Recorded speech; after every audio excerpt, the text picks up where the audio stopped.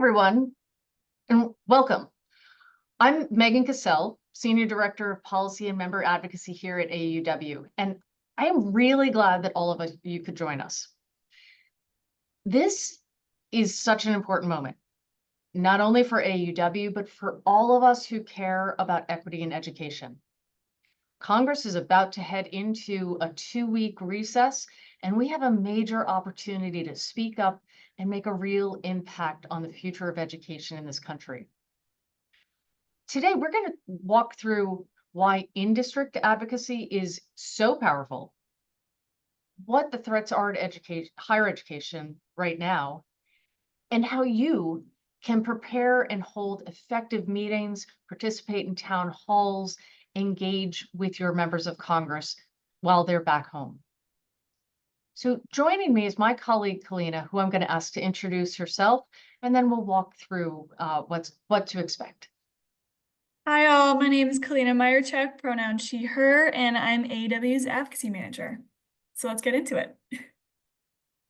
So we have a full lineup. We just want to prepare you that we want to really talk about why your voice matters now, how to research your reps, some of the many ways that you can take action during a congressional recess, how to prepare and hold impactful in-district meetings, and talk about the importance of practicing and how we can stay connected. So as you're thinking about this, I want you to think to yourself, have you ever had the opportunity to meet with your member of Congress, attend a town hall, or maybe you're just getting started? I want to let you know that we're going to meet you where you are. You don't need to be an expert to make a difference. So I want to ground ourselves with the moment that we're in right now. And what you see on the screen, this is only some of the threats that we are seeing right now. Higher education is under attack from the courts, from Congress, through executive action. We're seeing efforts to dismantle the Department of Education / financial aid and undermine decades of work on diversity, equity, and inclusion. And while some of these changes are framed as budget or administrative issues, they have real consequences. The consequences may look like fewer protections for students, fewer opportunities for women, more barriers for low-income communities, marginalized students. So this is where you come in. This is why your voice matters. When members of Congress hear from you,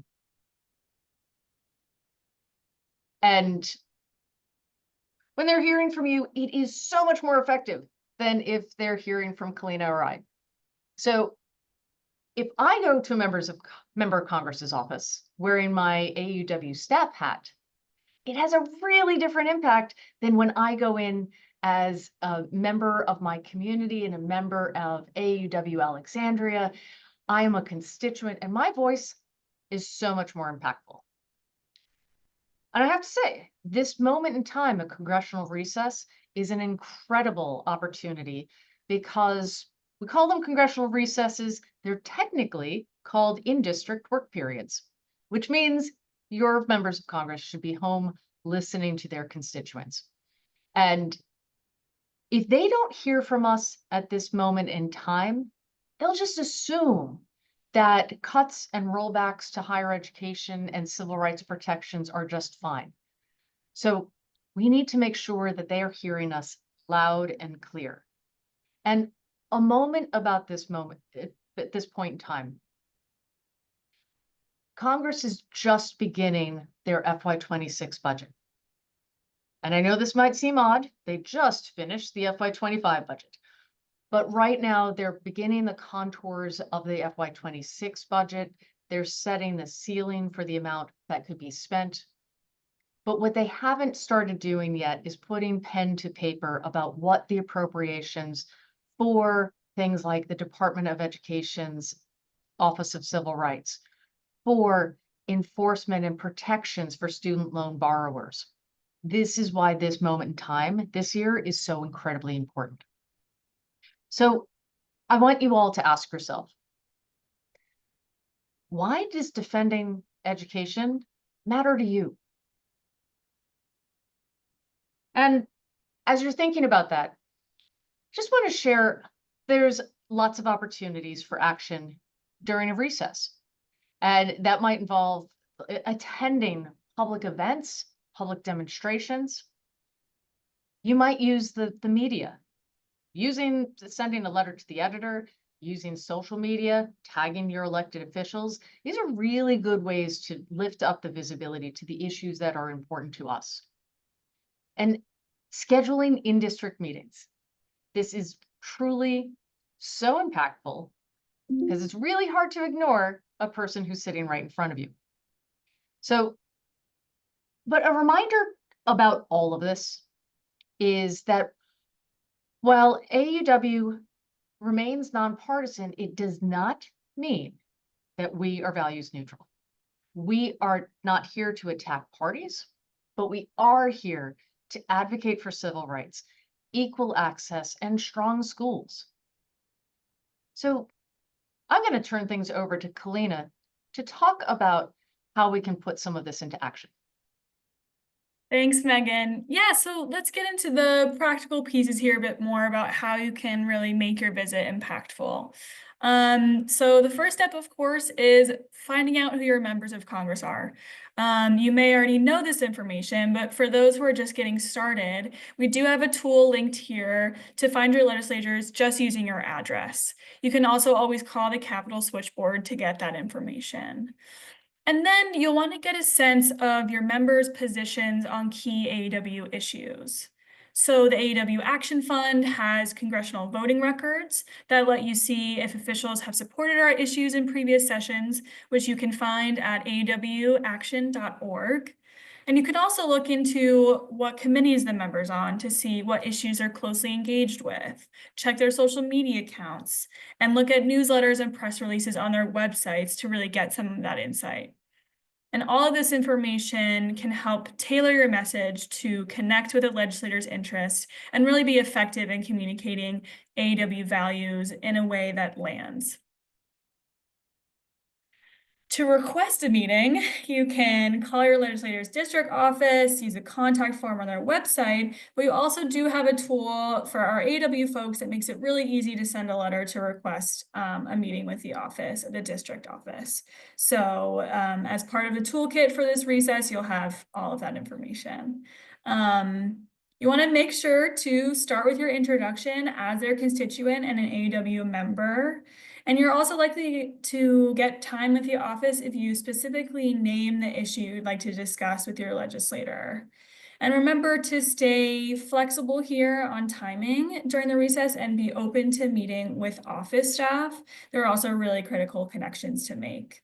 And if you're not able to secure a meeting with the office, ask about upcoming town halls or other public events to attend. You know, Megan has mentioned a variety of opportunities for action during a recess. So if you aren't able to meet with the office in person or virtually, or there's no town hall, you can definitely still be engaged and find ways to make your voice heard.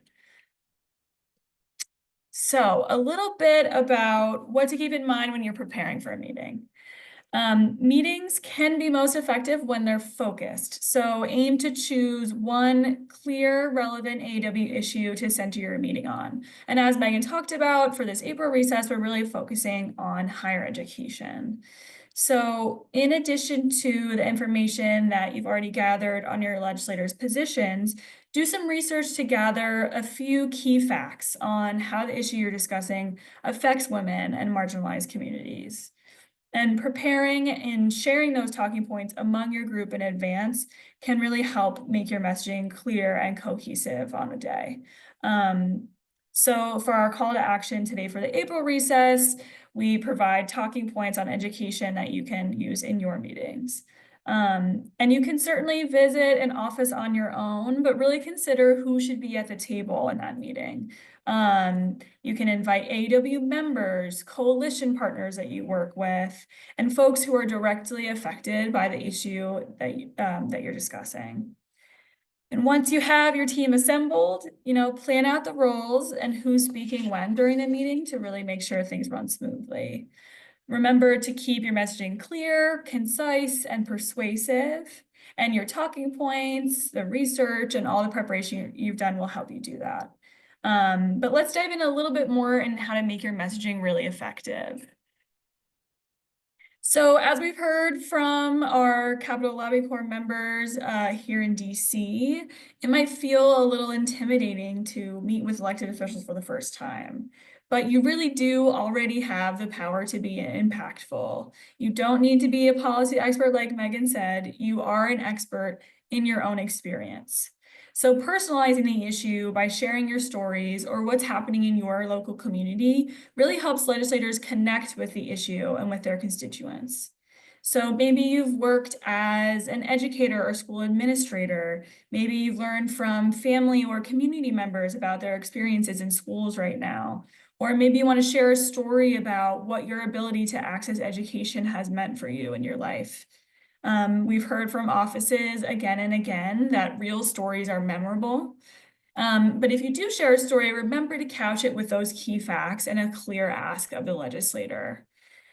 And don't worry if you don't have a personal story to share, you can definitely feel confident using AAUW's talking points, and you can always make things real for lawmakers by spelling out what the impact could be on real people. So for example, in AAUW's advocacy opposing the attacks on the Department of Education, we focused on centering the harmful impact that we could see and are currently seeing on different groups of students. So pregnant and parenting students facing weakened discrimination protections, students with disabilities being left without critical safeguards for their rights in schools, and low-income students losing vital financial assistance. All right, and now you show up at the office. So how do you speak out and really leave an impact? Start strong by introducing yourself and AAUW as an organization. So our mission and what we stand for, and why as constituents and AAUW members, we are voices that they should listen to on this issue. Be clear with your ask up front. So you don't need to bury the lead here, and it can really be effective to sandwich your ask, meaning make your ask at the top, make it personal with a relevant story or experience, cite the facts that you've gathered, and then restate your ask before wrapping up. And importantly, the meeting isn't just about talking. It's really about listening actively to what the staff or legislator has to share. We want to be able to walk away with that shared understanding of how the office is thinking about the issue. So make sure to give space to the legislator or staffer to respond and ask any questions. And it's definitely okay if you don't know the answer to everything. In fact, that gives you a really great reason to follow up and continue building a relationship with the office. And then before you go, thank the person again for their time and attention. Even if they disagree on the issue or don't fully align with AAUW's position, they've taken the time to connect. And I will think you'll find most folks are respectful and receptive when we meet with them. So we've been talking about talking points and understanding what your issues are. We have got your back on this because what we're doing is we want to be having a collective voice and a collective action, which really means kind of starting from the same foundation. So what we're doing as part of our in-district toolkit is putting together some background on what's going on right now with the FY26 budgeting process, how it impacts higher education, why this timing is important, and we're going to provide you some talking points. It's not a script, and it really is to just help you focus. Because quite frankly, nothing's worse than a meeting that is unfocused. It's kind of like my nephew asking for, if you ask him what he wants for Christmas, he's going to give you an entire list of things. That's not going to be an effective meeting. It's an effective strategy for an 8-year-old, but not for the work that we're trying to do. So here's an example of some talking points. And really, I invite you to practice with your friends, with your fellow members. See how they roll off the tongue. See how you would talk about this in your voice. The key thing is not the individual words on the page here. It's really more about providing some guidance to help you organize the meeting, and we'll help you with different examples. And you also know your communities better than we do. So you may know of ways that you might be in a community where one of the offices of civil rights for the Department of Education was just shuttered during the last reduction of force. There was 7 out of 12 regional offices shut down. That's important. When that happens in your district or your state, that's an important thing to lift up. So those are the kind of stories that you might be bringing to this, and we'll help you with the basic contours of the meeting.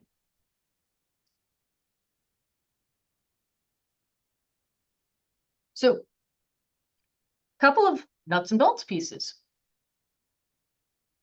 I want everybody who's watching this, who's participating with us here today, I want you to finish up today and make sure that you're going to schedule a meeting with a member of Congress, or at least reach out to their office to find out if they're having in-district events. The Congress is going to be on a 2-week recess in April, and then they're going to be back in your districts and your states at the end of May. This is a really important time. And when you do, let us know. Let us know how the meeting went. If there's any follow-up with your conversation with the offices, make sure to follow up with them. This is a great way to extend the relationship between AAUW and members of Congress, because your voice is so impactful. And we've got plenty of resources. We've got sample letters that you can leave behind to make sure that your point is getting across. We're making it easier for you to find out who your elected officials are. We're having more webinars coming up about a whole variety of ways that we can be defending higher ed together. We are going to ask a lot more of you this year. The time is now. That, I hate to say it, but nobody's going to come in and fix this for us. It is up to every single one of us, all of our members, our friends and colleagues in our community. We have to step up and do more if we are going to fight for the values that we believe in, especially around higher education. Quite frankly, in my lifetime, I have never seen higher ed so demonized and attacked. So we did have a member that asked Colleen and I, what are your lobbyists hearing on this? And I would ask the same question to you. What are you hearing? Because what you hear back in the district is going to be so much more impactful. So we need everybody to step up in the way that they are comfortable with. If that is write a letter to the editor, great. If that is taking part in a public demonstration and seeing that there are like-minded people around you, terrific. If that means showing up and having a meeting with a member of Congress, you are really moving the ball forward. And I want to acknowledge some of you might be thinking that your member of Congress may not be aligned on our issues. It's still worth the meeting. It's still worth raising our voice. We cannot ignore the folks who may not be with us today. We have to let them know that we're watching. We have to let them know when we do not agree with them. And we have to let them know that we're going to hold them accountable for the votes that they're taking, and making sure that the votes that they're taking reflect the values of your community. So again, I really want to thank you, because having your interest in being here with us right now at this moment in time is incredibly important. So appreciate everything that you're doing on behalf of AAUW with AAUW. Let us know how it's going. let us know how we can help you. You can definitely get a hold of Kalina and I and the whole team at advocacy@aauw.org. So thank you, and let's go forth and make a difference. Thanks, everyone.